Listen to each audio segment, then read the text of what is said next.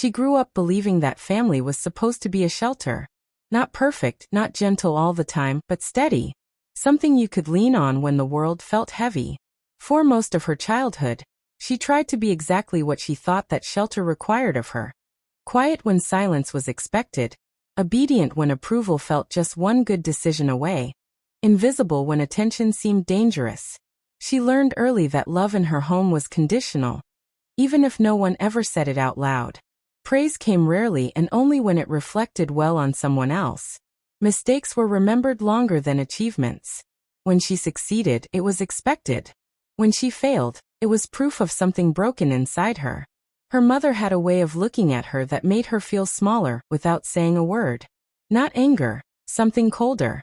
Disappointment mixed with embarrassment, as if her very existence carried the risk of public shame.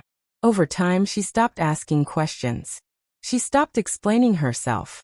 She learned that staying quiet was safer than being misunderstood. As she grew older, the gap between who she was and who her family wanted her to be widened. She wasn't reckless. She wasn't cruel. She simply wanted a life that belonged to her. That alone made her difficult. Every choice that leaned toward independence was treated like betrayal. Every attempt to stand up for herself was labeled disrespect. By the time adulthood arrived, the tension was no longer subtle. Family gatherings felt like performances where she never quite learned her lines. Conversations ended abruptly when she entered the room. Decisions about her life were discussed as if she weren't present. Slowly, painfully, she began to understand that she wasn't seen as a person, but as a problem. Still, she tried. She always tried. When conflict finally erupted, it didn't come as a surprise. It came as exhaustion. Years of swallowed words, forced apologies, and quiet endurance reached a breaking point. What followed wasn't dramatic shouting at first. It was distance. Cold messages. Silence stretched thin until it snapped. The legal battle that followed wasn't something she ever imagined for her life. Courtrooms were supposed to belong to criminals and strangers, not families. Not mothers and daughters. But reality doesn't ask for permission before it rearranges your world. Walking into that courtroom for the first time, she felt stripped of identity. No longer a daughter, not yet a villain, just a woman reduced to accusations and assumptions.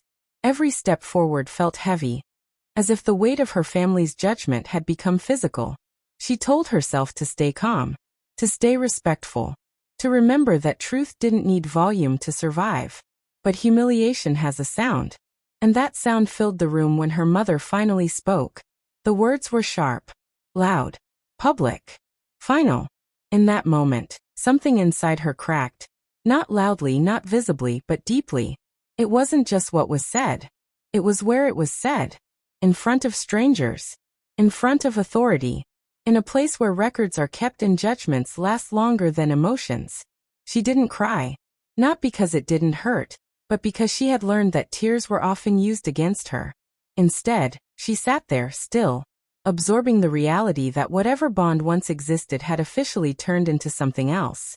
Something irreversible. What she didn't know yet, what no one in that room could see, was that this public breaking point would quietly become the beginning of her transformation. Not through revenge, not through winning, but through something far more uncomfortable. After that day, time didn't move the way it used to. It stretched. Moments felt longer, heavier, as if the air itself carried judgment. She returned to her life, but nothing felt familiar anymore. Even ordinary routines reminded her of the words spoken in that courtroom. They replayed in her mind during quiet mornings and sleepless nights, not as sound, but as weight. What hurt the most wasn't the accusation itself. It was the certainty behind it. The confidence with which her mother had spoken. As if years of misunderstanding had finally found their stage. As if this public declaration had been waiting patiently for its moment. That realization sank deeper than anger ever could. She began questioning herself in ways she never had before. Not in a healthy, reflective way, but in the cruel, looping way that slowly erodes self-trust. Maybe she really was difficult. Maybe her need for independence had been selfish. Maybe wanting to be seen had always been asking for too much. There were days she avoided mirrors because she couldn't recognize the woman staring back. Her face looked the same, but her certainty was gone. Confidence had quietly slipped away, replaced by constant self-surveillance. Every word she spoke to others was measured. Every decision felt like a potential mistake waiting to be used against her. Loneliness settled in differently than she expected. It wasn't loud or dramatic. It was subtle. Friends were supportive, but they couldn't fully understand the kind of isolation that comes from being rejected by the people who raised you. Family rejection doesn't just remove people from your life. It rewrites your sense of belonging. She stopped talking about the case and less asked. Explaining it felt exhausting, and simplifying it felt dishonest. The truth was too layered for quick conversations, too emotional for casual concern. So she carried it alone. At night, when the world slowed down, her thoughts became relentless. She remembered moments from childhood she had once dismissed as normal. Small comments, dismissive looks, conditional praise. She began to see patterns she had ignored for years. What she once thought was discipline now felt like control. What she believed was protection now felt like possession. This realization was both painful and freeing. Painful because it meant accepting that the hurt wasn't accidental. Freeing because it meant she wasn't imagining it. The court dates continued, each one draining more energy than the last.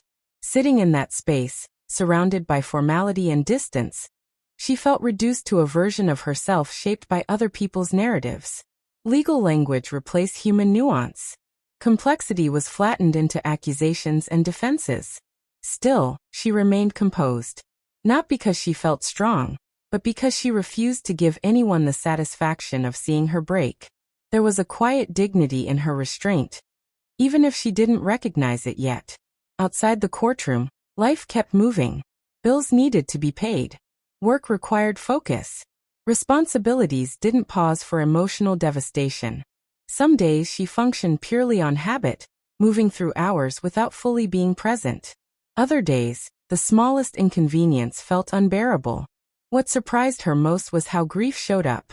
She wasn't grieving a loss that had just happened. She was grieving a version of family she had hoped might still exist. A future reconciliation she had secretly imagined. An apology she now understood might never come. That grief demanded space. And for the first time in her life, she began allowing herself to feel it, without minimizing it, without explaining it away. She stopped defending her pain. She stopped asking whether it was justified. In that space, something unfamiliar began to form. Not confidence yet. Not peace. But clarity. She started noticing how often she had shaped herself to fit expectations that were never meant to include her individuality. How often she had apologized for things that didn't require apology. How often she had stayed silent to preserve harmony that only benefited others. These realizations didn't arrive as sudden breakthroughs. They came slowly in fragments. During long walks. While staring out of windows. In moments when distraction failed and honesty crept in. She realized she had been trying to earn love from people who needed her to remain small. And no amount of obedience or sacrifice would ever be enough. That understanding hurt. But it also removed a burden she hadn't known she was carrying. For the first time, she allowed herself to imagine a life not built around approval. A life where her worth wasn't measured by how convenient she was to others. A life where peace didn't require self-erasure. This shift didn't make her fearless. It didn't erase the pain or the uncertainty of the legal process still unfolding. But it changed the way she stood in the world. Her posture softened. Her breathing slowed.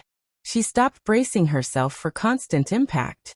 And somewhere beneath the exhaustion, beneath the lingering shame, a quiet strength began to take root. She didn't yet know how the case would end. She didn't know what the judge would decide. She didn't know what place, if any, her family would have in her future. But she knew one thing with unsettling clarity. Whatever happened next, she could no longer abandon herself to be accepted by others. That decision, silent, internal, and deeply personal, became the turning point no one else could see. As the weeks passed, the courtroom became a place she learned to endure rather than fear. The initial shock had worn off, replaced by a steady, draining tension that lived in her body even when she wasn't there. Every upcoming date felt like a quiet countdown, not to an ending, but to another round of exposure. Being discussed, evaluated, and judged by people who knew only fragments of her life forced her to confront something she had spent years avoiding. She had always been careful about how much of herself she showed. At home, that caution had been survival. In the world beyond it, it had become habit. But the legal process didn't allow for subtlety. It demanded clarity, consistency, and the courage to stand by her truth even when it felt incomplete. Each time she prepared, she felt the pull to minimize herself again, to soften edges, to take partial responsibility just to keep the peace. And each time, she resisted a little more. There were moments when doubt crept back in unexpectedly. It arrived disguised as practicality, whispering that compromise would be easier, that silence would shorten the process, that surrender might finally end the conflict. These thoughts weren't weakness. They were exhaustion trying to find relief. She acknowledged them without letting them take control, learning for the first time that strength didn't require constant certainty. What unsettled her most was how familiar the power dynamics felt. The way authority figures listened, the way narratives competed for legitimacy, the way composure was rewarded more than honesty. It echoed the emotional hierarchy she had grown up with, where calm obedience was praised and emotional truth was dismissed. Recognizing this pattern was uncomfortable, but it also sharpened her awareness. She could see the old script trying to replay itself, and she refused to perform it again. Outside the legal process, her internal world continued to shift. She began setting small boundaries in places she once would have overextended. She declined conversations that drained her. She allowed pauses where explanations once lived. These changes were subtle, almost invisible to others, but they mattered. Each one reinforced a new message she was learning to accept. Her needs were not excessive. They were human. Sleep didn't always come easily. Some nights, her mind replayed memories she hadn't visited in years. Not dramatic moments, but quiet ones. The kind that once felt insignificant but now carried meaning. She saw herself as a child, waiting to be noticed. As a teenager, trying to prove responsibility beyond her years. As an adult, hoping patience would eventually be rewarded. These memories no longer felt like accusations. They felt like evidence. Proof that her pain had a history, not an attitude problem. With that realization came grief again, but this time it was different. Less sharp, more expansive. She grieved not only what had been taken from her, but what she had given away too freely. Time, trust, self-belief. Allowing herself to mourn these losses didn't weaken her, it steadied her. Grief, when faced honestly, stopped demanding attention and started offering clarity. During one of the later days in court, she noticed something shift in the room. Not externally, but in how she experienced it. The weight hadn't disappeared, but it no longer pressed her into the floor. She sat upright without forcing it. Her breath moved more freely. She realized she was no longer bracing for impact. She was present. This presence changed how she listened. Instead of absorbing every word as a verdict on her worth, she began hearing them as part of a process that existed beyond her identity. The case was about events and interpretations, not her value as a person. Separating those two things was liberating in a way she hadn't expected. She also became aware of how often she had been defined by someone else's disappointment. How easily that disappointment had been mistaken for truth. Seeing it from a distance now, she understood that shame often says more about its source than its target. This understanding didn't erase the hurt, but it returned responsibility to where it belonged. There was a quiet moment when she recognized something almost startling. Despite everything, the public conflict, the legal uncertainty, the emotional fallout, she felt more like herself than she had in years. Not the version shaped to avoid conflict, but the one who existed before she learned to disappear. That realization brought a sense of calm she hadn't known how to name before. She stopped measuring progress by outcomes she couldn't control. Instead, she paid attention to what was changing within her. How she spoke to herself. How she rested without guilt. How she allowed silence without filling it with self-criticism. These internal shifts didn't show up on any legal document, but they mattered more than any ruling ever could.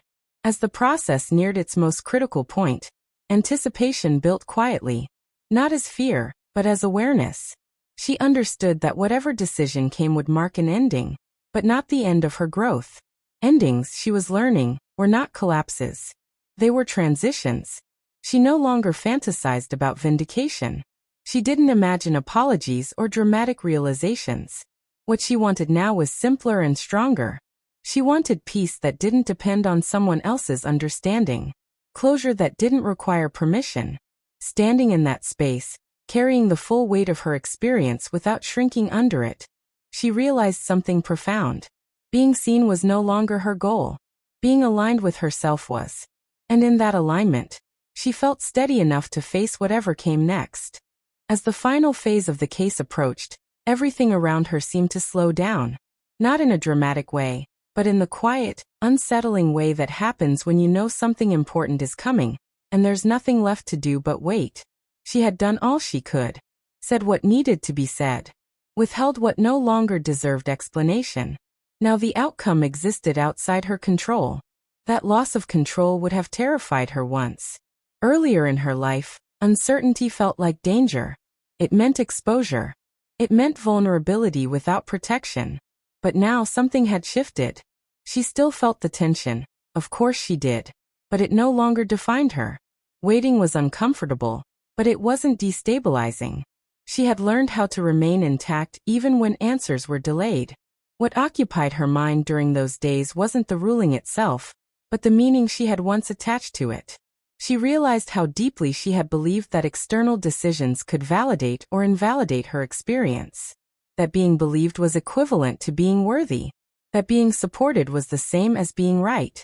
These beliefs had shaped her reactions for years, keeping her dependent on responses she couldn't control. Letting go of that expectation felt strange at first, almost irresponsible. As if detachment meant indifference. But it didn't. She still cared. She still hoped for fairness. What had changed was the way she held those hopes. They were no longer tied to her identity. They floated beside her, instead of sitting on her chest. She noticed how her body responded differently now. Her shoulders didn't tense automatically. Her jaw didn't lock when thinking about the courtroom. Even her breathing had changed, slower, deeper, less guarded. These were small signs, but they told a bigger story. Her nervous system was learning safety in a way it never had before. There were moments, especially late at night, when old fears tried to resurface. Thoughts about how she would be perceived. About whether the damage to her family relationships was permanent. About how others might interpret the outcome. But those thoughts didn't spiral the way they once did. She met them with a kind of patience she had never offered herself before. She reminded herself that outcomes don't rewrite histories. That even if the ruling went against her, it wouldn't erase the years of emotional truth she had lived. That no decision could undo her growth. This wasn't denial, it was discernment. She was learning the difference. The day of the final hearing arrived without fanfare. It felt ordinary in a way that surprised her. She dressed simply, choosing comfort over symbolism. There was no attempt to present an image. No effort to control perception. She showed up as she was, trusting that authenticity didn't require performance. Inside, the atmosphere carried a quiet intensity. Not chaotic. Not hostile. Just focused. She noticed how differently she occupied the space now. Where she once felt like she needed to justify her presence, she now felt entitled to it. She belonged there. Not because she wanted to be, but because she had been brought there by circumstances beyond her choosing. As proceedings moved forward, she listened carefully, but without bracing herself. She observed how narratives were framed, how facts were weighed, how authority expressed itself. Instead of feeling dwarfed by it, she felt grounded. She was no longer seeking rescue from the system. She was witnessing it. At one point, she felt the familiar pull to look toward her mother, to gauge expression, to anticipate reaction, to measure approval or condemnation. And then she stopped herself. That reflex had guided her for most of her life. It had shaped her decisions, muted her voice, and kept her tethered to someone else's emotional weather. Choosing not to look was an act of quiet rebellion. Not against her mother, but against the version of herself that had always needed confirmation. In that moment, she understood something deeply personal. Healing wasn't about being acknowledged. It was about no longer needing acknowledgement to stand steady. As the hearing progressed, she sensed a subtle shift in attention. Not dramatic. Not obvious. Just a change in how the room held its focus. Authority leaned into listening. Not just hearing words but considering context. Considering patterns. Considering impact. She didn't interpret this as victory. She saw it as recognition, not of her innocence or guilt, but of her humanity. That recognition mattered more than she expected. She felt emotion rise then, not sharp, not overwhelming, but warm and heavy.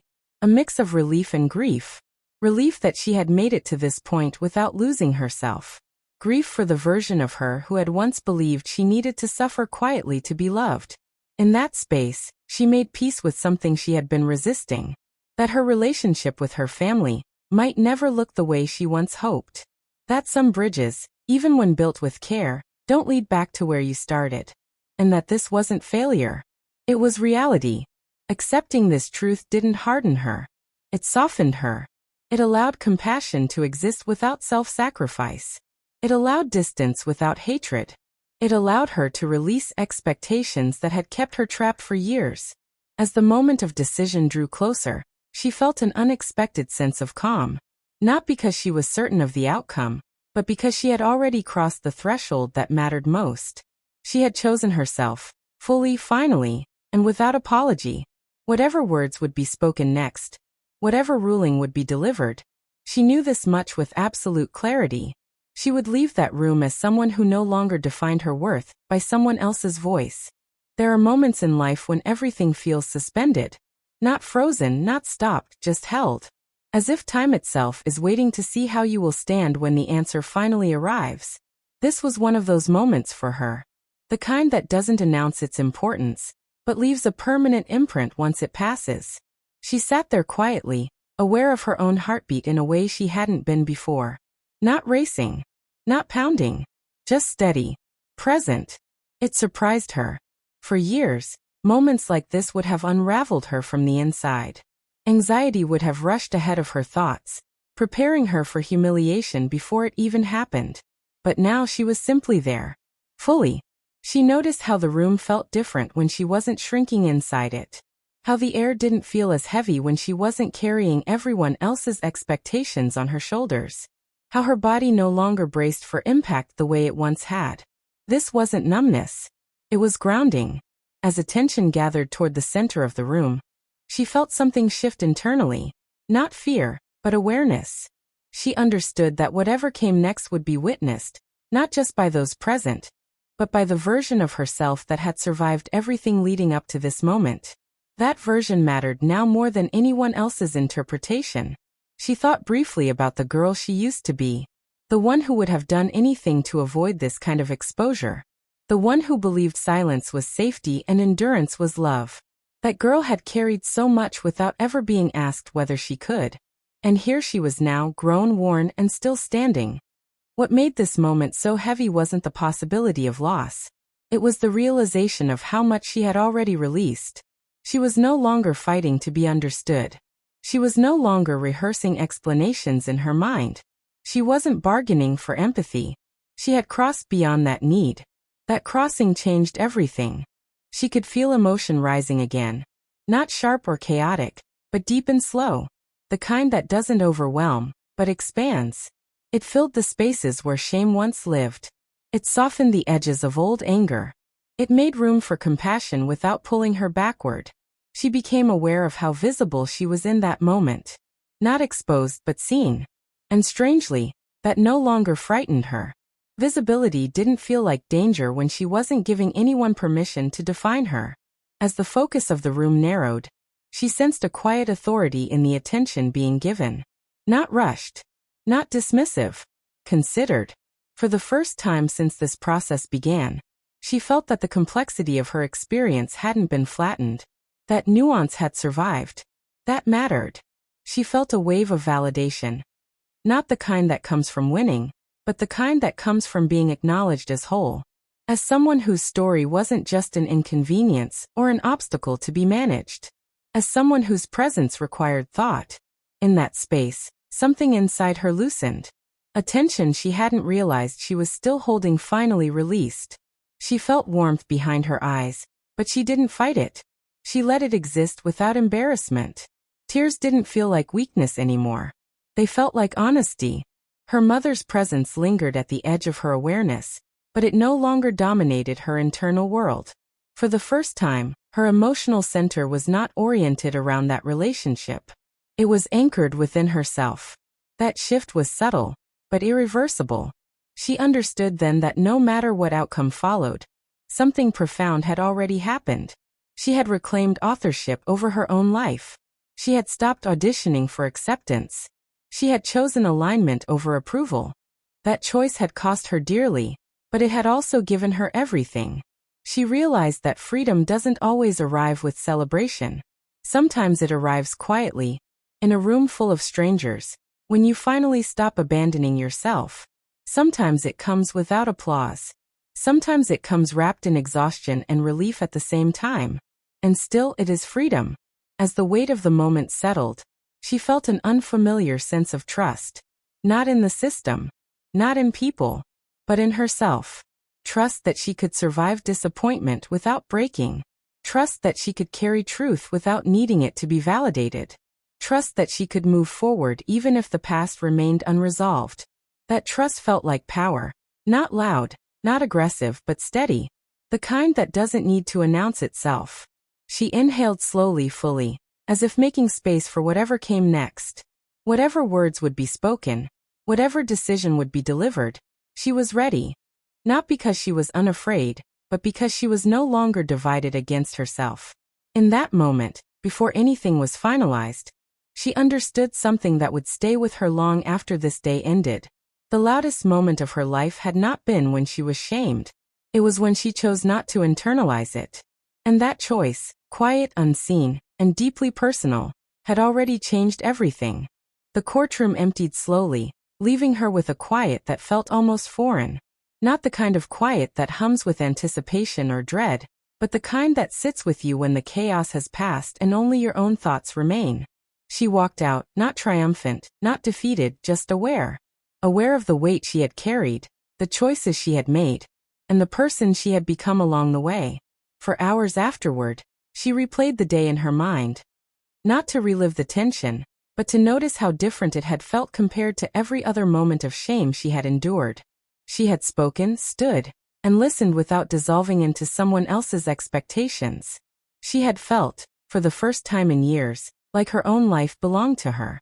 And that realization was dizzying in its simplicity. Returning home, the familiar spaces didn't feel suffocating. They didn't hold the same judgment. Perhaps it was because she was no longer living in expectation. Perhaps it was because she had finally seen herself clearly enough to stop letting others write her story. Whatever it was, she could breathe in ways she hadn't remembered possible. Her body still carried the echoes of stress, tight shoulders, restless sleep, but she noticed them differently now. They weren't permanent punishments. They were reminders of survival, proof of resilience. She allowed herself to feel the tension, acknowledge it, and then release it consciously, not out of forgetfulness, but out of intention. She began to notice subtle changes in her perception of the people around her. Those who had once seemed threatening or judgmental now appeared as flawed humans trying to navigate their own lives. Those who had supported her now seemed more vivid, more present, because she could finally see them without filtering them through her insecurities. For the first time, she didn't feel obligated to perform for anyone. There was no need to explain herself, to justify, or to apologize for existence. This freedom wasn't loud or flashy. It didn't demand recognition. But it was real, steady, and sustaining. She realized something profound about forgiveness. Not the kind that seeks reconciliation or asks someone else to acknowledge wrongdoing. That kind is fleeting because it depends on another person's capacity to change. No, this was different. It was the kind that comes from within, quiet, unshakable, and final. Forgiving the past, forgiving those who had misunderstood or hurt her. Forgiving herself for waiting too long for validation that would never come. With each reflection, she noticed how far she had come. The internal dialogue that had once been a constant storm of self-criticism had softened into something more honest and gentle. She could sit with discomfort without panic. She could hear her own truth without silencing it. She could love herself without permission. Her family's presence or absence no longer dictated her emotional state. She felt a quiet independence bloom within her, a realization that the life she wanted, the respect she deserved, and the peace she craved were not conditional. They were hers to claim. Days turned into weeks, and she noticed how little by little, small habits of self-neglect fell away. She allowed herself to rest without guilt, to speak without over-explaining, to decide without anticipating judgment. Even in mundane choices, she could feel her autonomy expanding, quietly, persistently. The verdict had been a moment in time, but her growth was continuous. She understood now that liberation doesn't arrive in a single moment. It is incremental, subtle, and often invisible to the outside world. Yet it is no less powerful for being quiet. She walked through the streets, the office, and her home spaces with new awareness. Her movements were not heavier, but freer. Her voice, when spoken aloud, carried a certainty that was unearned in words, but absolute in feeling. And the beauty of it was that she did not need anyone to validate it. Evenings became her sanctuary. She journaled, reflected, and let her mind wander through memories, not as prisons, but as teachers. Each painful recollection now held lessons in resilience, self-worth, and the importance of inner alignment. She didn't erase the hurt. She transmuted it. She allowed it to fuel empathy, understanding, and a new capacity for patience with herself and others. And slowly, very slowly, she began to dream again. Not of reconciliation, not of proving anything, not of rewriting the past. She dreamed of life lived fully in her own voice. Life where her choices mattered only to her, and where happiness was a measure she could define. The emotional release was quiet, but it was profound. No single word, gesture, or decision captured the scope of what she had internalized. It was the accumulation of months of endurance, reflection, and conscious decision-making. The legal proceedings, the humiliation, the grief, they had been catalysts. But the transformation was hers, owned and sovereign. And in that space, between the end of the case and the beginning of true self-possession, she understood a truth she would carry for the rest of her life. After months of waiting, reflection, and quiet endurance, she realized that the courtroom, the judgment, the confrontation, none of it had the power she once gave it. She had stepped through fire and emerged not as a victim, but as someone who had chosen herself over the expectations, criticisms, and judgments that had long defined her. Her life was no longer measured by how others perceived her. The words shouted at her, the whispered doubts, the long silences, they had lost their grip. What remained was something far deeper, far more permanent. Her own understanding of her value. She could finally recognize her worth without seeking permission, explanation, or acknowledgement from anyone else. She looked back on her journey and saw a path marked not by failures, but by lessons. Every moment of hurt had been a teacher. Every sleepless night, every pang of self-doubt, every pang of grief, they had all prepared her to arrive here. To sit quietly in the strength she had earned. Strength that didn't roar. Strength that didn't need validation. Strength that simply existed, solid and unshakable. And with that recognition came peace. Not the kind that depended on resolution from others, but the kind that arises when you finally stop running from yourself. She realized that closure is not about changing the past, it's about reclaiming your present. And in reclaiming her present, she discovered freedom she had never imagined. Her relationships with others, including family, would continue to evolve. Some connections might never be repaired. Some might remain distant. But she no longer feared that. Because she understood a fundamental truth. Life isn't about being accepted by everyone. Deliberately, it's about being faithful to yourself. Fully. Simple things became profound. Morning sunlight on her face, a laugh shared with a friend, moments of quiet reflection that she no longer rushed past. She allowed herself to celebrate small victories, to honor tiny successes, and to feel gratitude for her own perseverance. In the months that followed, she noticed subtle but powerful changes in the way she interacted with the world.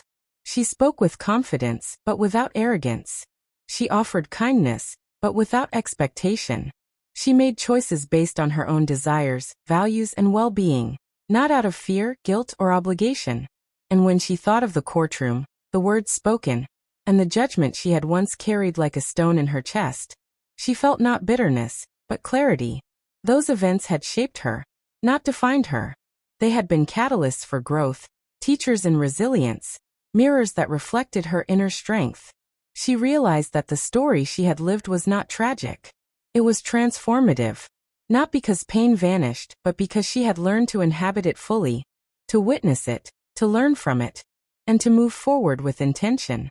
For the first time in her life, she felt a quiet thrill in the knowledge that she could face the world. Not by hiding, not by shrinking, but by standing fully herself. Not defined by anyone else's opinion, but by her own truth. And in that moment, she understood what freedom truly meant. It was not the absence of hardship. It was the presence of self-possession, the ability to remain whole, even when the world is unsteady, the courage to honor your own path, even if others cannot follow it with you. Her journey had been long. It had been painful. It had been filled with uncertainty and grief, but it had also been a journey of awakening. And now, finally, she could move forward.